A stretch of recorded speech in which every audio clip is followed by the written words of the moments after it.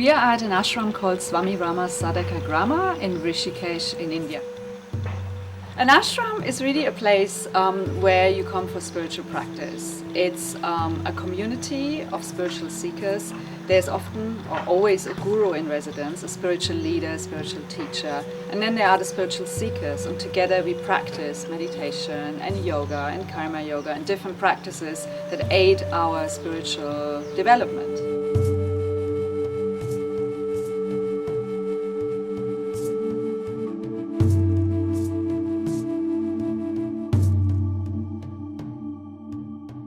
There are many rules in an ashram. For example, ashrams are vegetarian places. You abstain from alcohol, from drugs, from cigarettes. Ideally also you abstain from mobile phone use, internet, TV, because you want to cultivate a sattvic state of mind, which is a very pure, calm state of mind. So all the external distractions, including sex and all these things, are left at the door.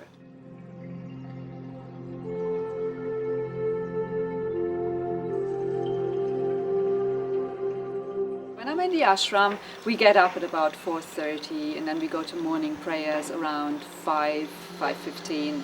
Then there is a hatha yoga class, so we warm up our bodies, prepare it for meditation. Then we do breathing exercises called pranayama. And then there is 1 hour meditation from 7:30 till 8:30. And there is a range of different activities. Sometimes there is a lecture like we had today about tantric scriptures. Then there are other breathing techniques after lunch. So it's a whole kind of setup of different techniques.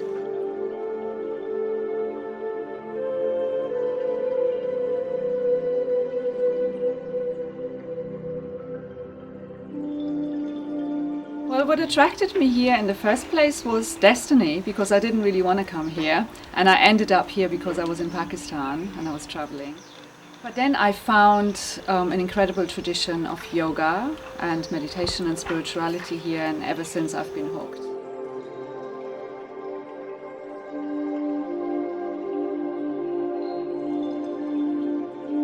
What was happening before was like long time ago, 50, 60, 70 years ago, even longer ago than that. This was a forest, it was a jungle where only swamis and yogis and rishis were living. Now what you see is a very watered down version of Rishikesh because it's very touristy. The city still lives of these vibrations that were really a blast from the past. I mean, they are still there underneath, but you have to listen very carefully because there is so much noise in Rishikesh now.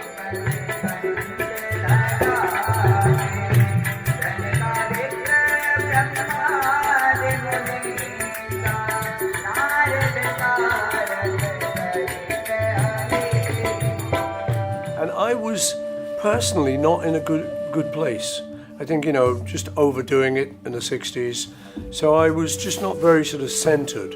And I was looking for something. And then eventually we went out to Rishikesh with him. How long had you been meditating when you went to Rishikesh?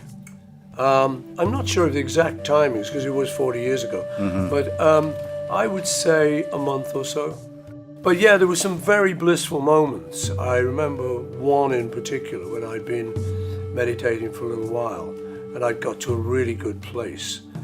And I remember the feeling was that I was a feather. I felt like I actually was a feather floating over a hot air pipe. And it was a very nice feeling. And I remember that vividly.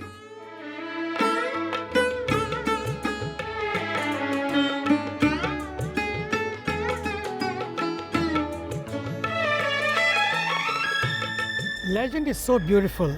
In India, there was a king called Sagar. He had his sons, because of curse, they passed away.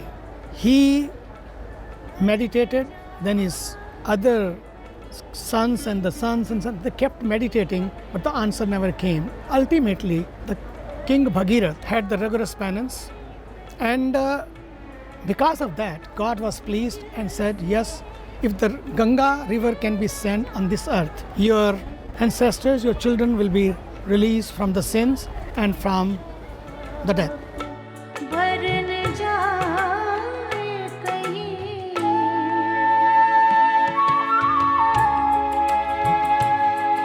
Aarti to us is a thanksgiving ceremony. We give thanks to the divine. You have given these water bodies, these river bodies, and no water, no life. This is a reminder to us. Take care of your nature. We remind people during the Aarti time, end of the Aarti, you will see everybody will raise their hands. Bye.